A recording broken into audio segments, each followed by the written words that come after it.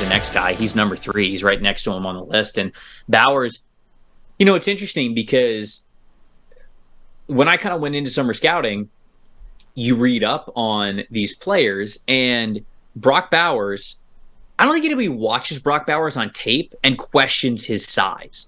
But Brock Bowers is, I think, barely 6'3" and like 240 pounds. He's small. Like, that's small for an NFL tight end, even in today's age where you're getting a little bit lighter with these tight ends because they're receivers more than they are blockers. But like, he's a small dude, and I wondered if people would look at Brock Bowers, and now that he is draft eligible, start to nitpick him for the size. There's just nothing on tape that allows you to do that. Like, you can't even say, oh, he's small, so you're not going to want him in line very often.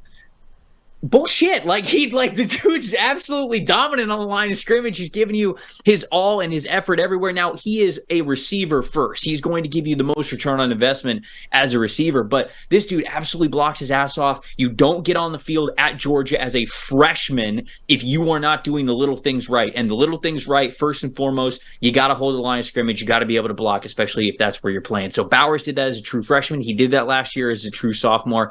He's going to do it again as a true junior. And that's why, he brings an everything profile. We're going to talk about this guy potentially breaking the tight end draft record that Kyle Pitts set going number 4 overall. I mean, there's a realistic possibility that Brock Bowers could be a top 3 pick.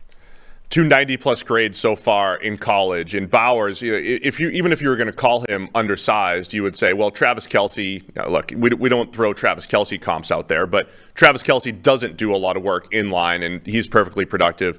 Of course, Aaron Hernandez, when he came into the league, the Patriots basically used him as a glorified wide receiver in a move tight end. There are ways to use these types of tight ends. And look, Kyle Pitts, he was a unicorn as well in a completely different way at tight end. I'm not sure if the Falcons have properly tapped into that skill set yet. I don't know if that fits their run-heavy offense or any of that.